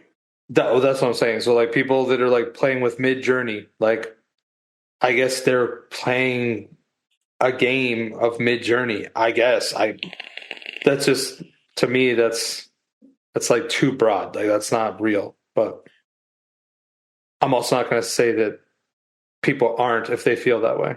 Like it doesn't really matter that much to me. That's the thing, right? At the end of the day, like if you're gonna go look for this piece of software, it's classified as a game.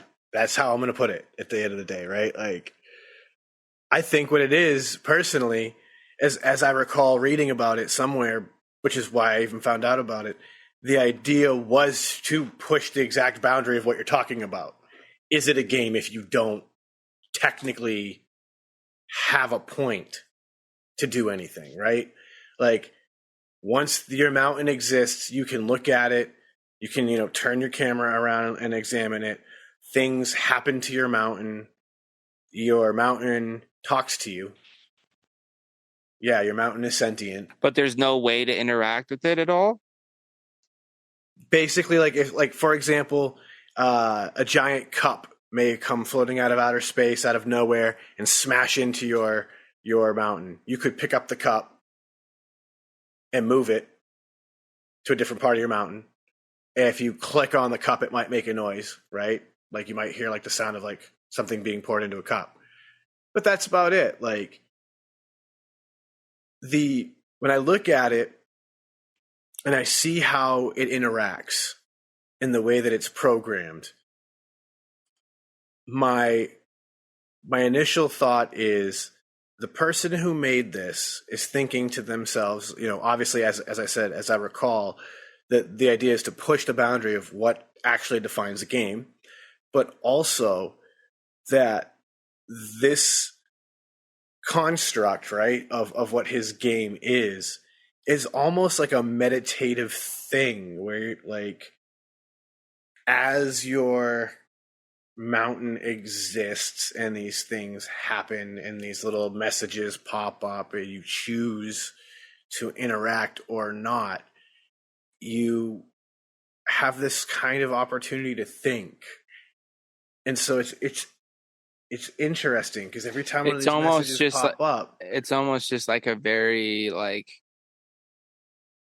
extreme passive game to where it's like you start it and then you don't really have to pay attention to it and it runs itself sort of thing.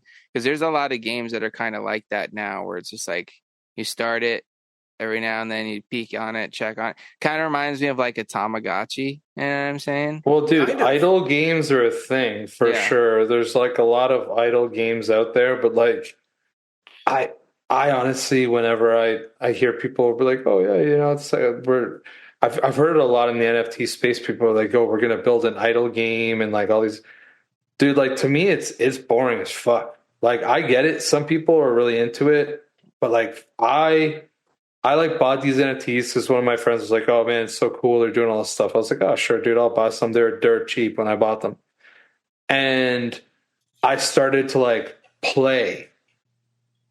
And bro, like after like a month, I was like, I'm literally hating the fact that I'm doing this.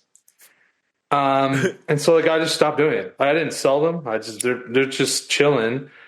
But it never made sense to me, right? Like I'm more of an action guy. I don't even like role playing games because they don't move fast enough for me. So idle games, like man, I don't know. Speaking on that whole thing right now, have you seen this like role playing sort of situation? Have you seen this new fucking game that's like taking the fucking world by storm right now? Called Pal World? Yes.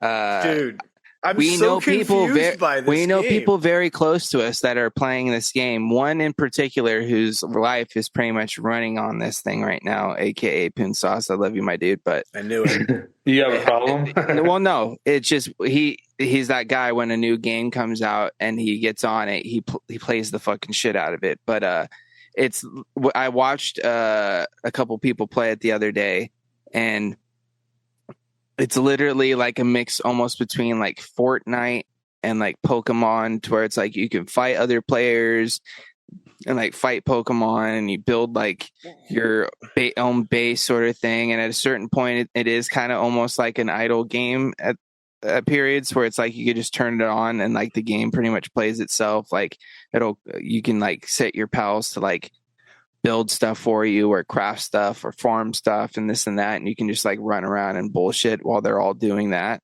and like you could still like progress in the game sort of thing.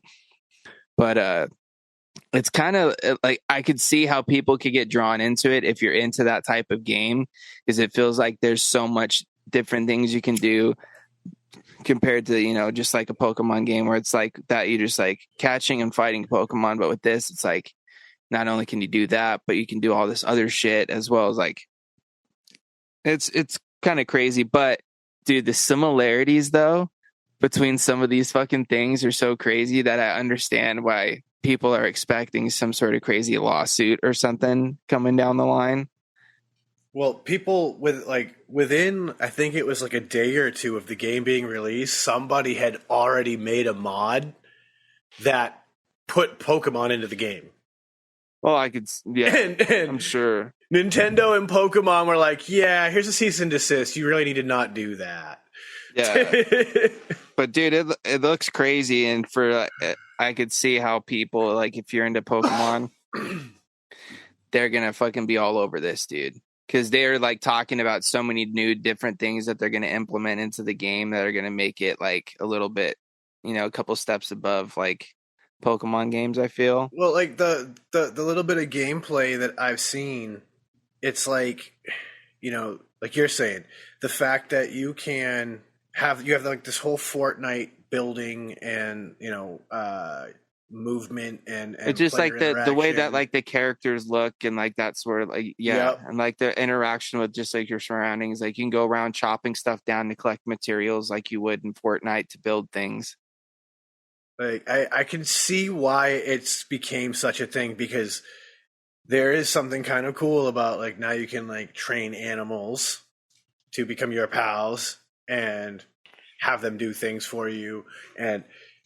But you can see where they directly steal from certain games. Like there's like pals that are quote unquote shiny, which is a thing from straight out of Pokemon, bro, where it's like you can catch shiny Pokemon which are slightly different and maybe in like color or like size or those sorts Have of things. slightly better stats. Exactly, and that's exactly what they did in this. You know what I mean? You could see direct correlations where they stole from Fortnite, where it's like you got your pickaxe and shit that you're chopping shit down to collect fucking trees or stones and stuff. And like even like the build menu kind of like reminds me of like how Fortnite's, but at the same time I understand why they do it, because they're just pulling inspiration from some games that are so popular right now and implementing into one game. Terraria, yeah, it's like they're just creating the all-in-one game that like has all these different aspects from all these different games. And it's smart. It's a smart move. I'm not fucking mad at the guys for doing it. You know what I mean? How long it's going to be around and, you know, that sort of thing, we'll see. And how much more popular? Because, dude, it's fucking pretty popular, dude, already. Well, I think it's pretty popular. I've heard it in like so many different parts of my life, so I'd have to say that it's hit mainstream. Yeah. Everybody who's making a game at the end of the day, I think, wants to make something that has a success level of like a World of Warcraft, right? Like that it's almost got kind of elements of that too, a little bit. That's the thing. Like that became so huge that like people dedicated their lives to it. And I think that's a dream for any game developer. They want to hit that level. One thing that's pretty cool that I think they did too is like the fact that you can create different servers with like different groups of friends, to where it's like you can have your own like server going with this group, to where it's like when those buddies get together, you can run around and like get your fucking base like built up and like level up together and that sort of thing. And then like if you want, you can have your own when you're off doing your own thing, which is kind of like Minecraft. Yeah, like that, or like even like Warcraft, bro, because Warcraft's like that too. Depending on what server you've got, what character you're running, you can do different things, different ways, and it's a thing, right? Like it's so funny how all these different elements have converged into some of these games now. It's funny, dude, because like I appreciate these games for what they are, but they're not something that I could see myself really playing, because it's a grind, bro. You know what I mean? And like with me, I just like Chris says, I'm not like an action guy, run and gun, maybe like a sports or like a racing game or here and there. But I do from time to time enjoy watching those kinds of games. You know what I mean? Because it's almost like watching like a movie or an episode or something, depending on like if they're doing like the story aspect of like a role-playing game. Like I used to watch my brother play those all the time, mainly because he wouldn't let me play any of the consoles because he was playing, so I'd have to watch. Damn big brothers, dude. I was watching streamers before they were streamers, aka my brother. Shout outs to you, bro. You were the originator. Didn't even know it. Actually, a lot of older brothers probably were quote unquote what we would consider probably a streamer. Older brothers, older cousins. Yeah, right? whoever ran the system at the time. You know, your buddy that was, you know, rocking shit. Anyways, so I kind of like the Final Fantasy games and some of that. Like I never played them, but I liked watching my brother play them because it was kind of like watching like a movie or something, just because like the stories are kind of cool. And like with that one, like it's fun to kind of like watch, especially like our group of buddies play, especially the ones that I was watching, because they're just ridiculous as it is. And then them just running around doing their thing. It almost made me want to download it and play it, but I know if I did, I'd probably play it for like a week, 2 weeks, and then I'd just like be over it and like not play it. Because like the last like Pokemon game that I bought, I played it for like, I don't know, maybe a month or so, and then never played it again. And I originally bought it to take with me on a trip to play on the plane, just to give me something to do, and I didn't even take it with me. Yep. So true, right? Well, all I play is Call of Duty, bro, because I just like to get in there, run around for a minute, shoot some people in the face, jump out, and then I'm good. You know what I mean? Sometimes I'll even just jump in for one game, dude, and then I'm out. Well, we are talking about games here before we do wrap up, though. You and I were talking earlier about a couple of great fucking streamers that we've kind of been checking out. Dude, Grandpa Gaming. Dude. What a cool ass guy. I want to start watching his actual full-length streams now, just from seeing the clips and shit.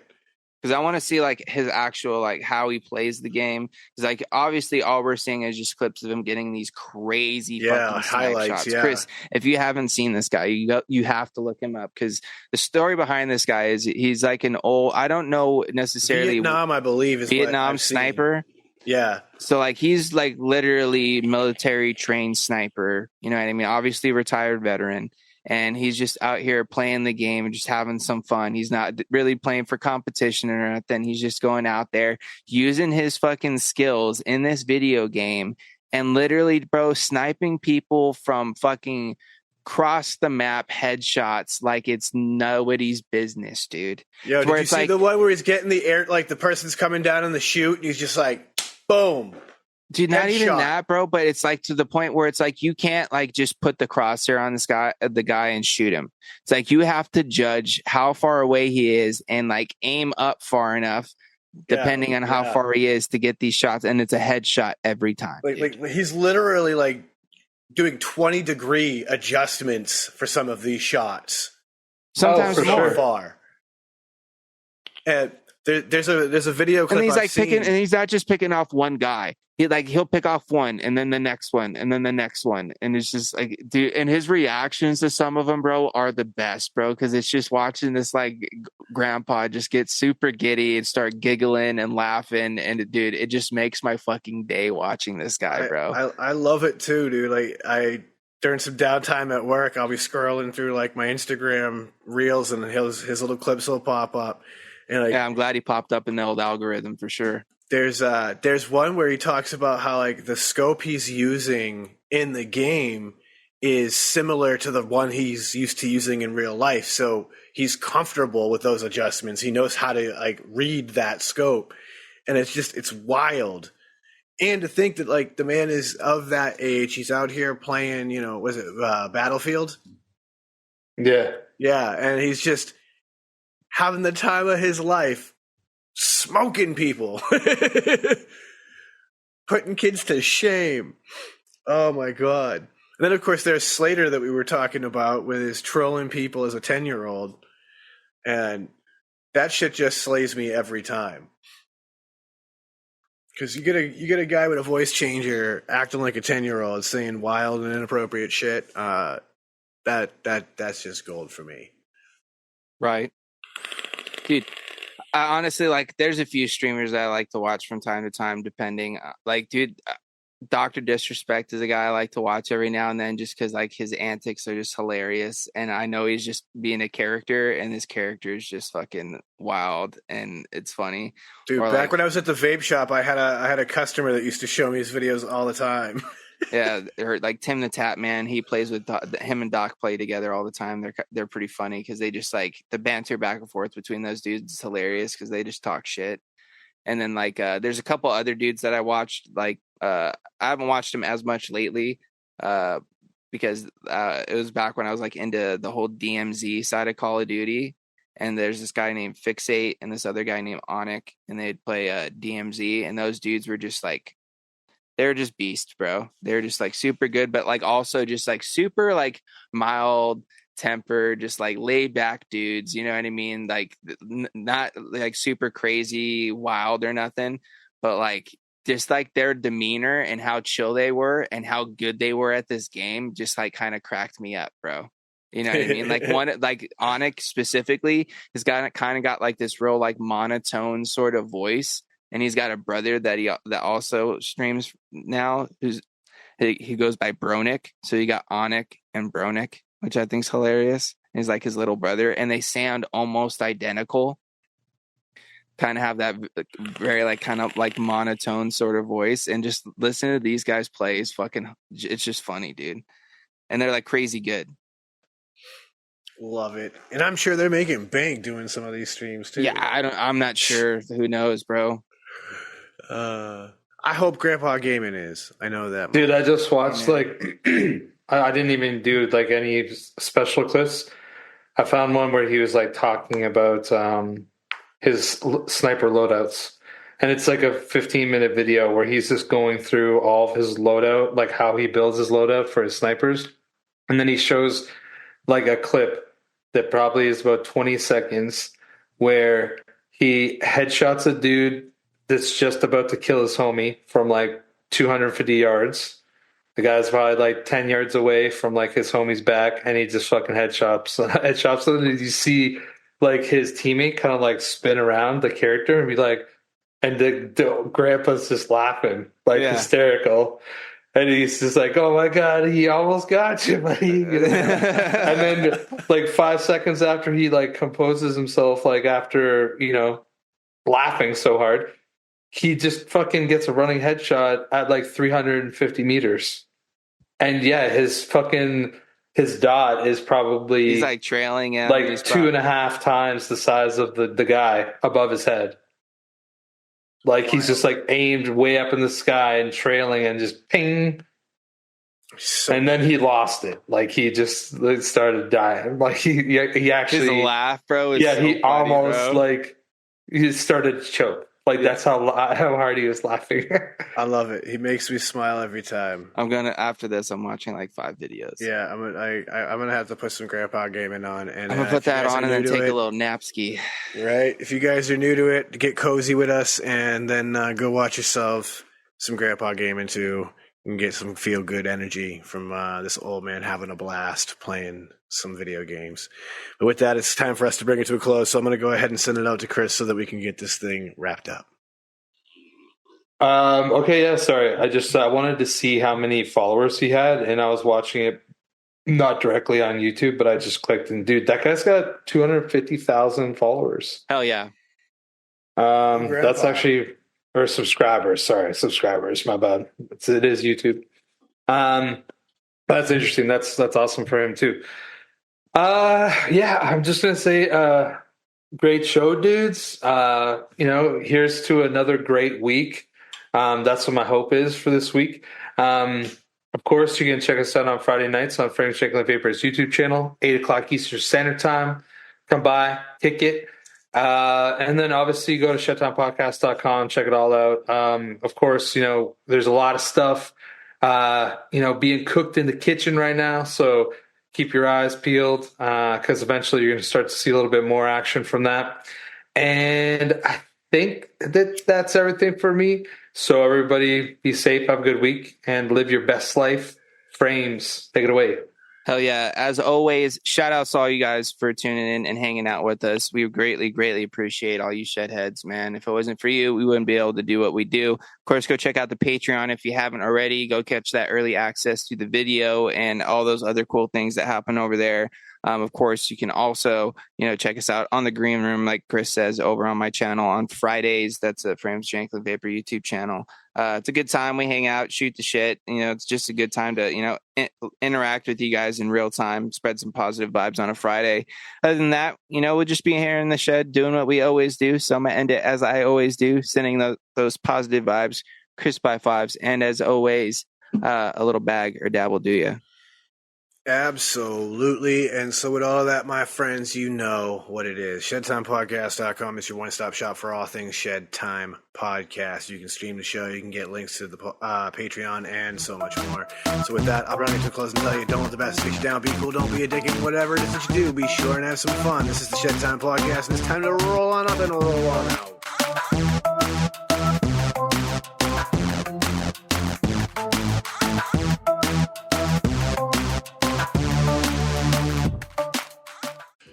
Dynavap, Dynavap, Dynavap. Looking to cut the cord on your dry herb vape?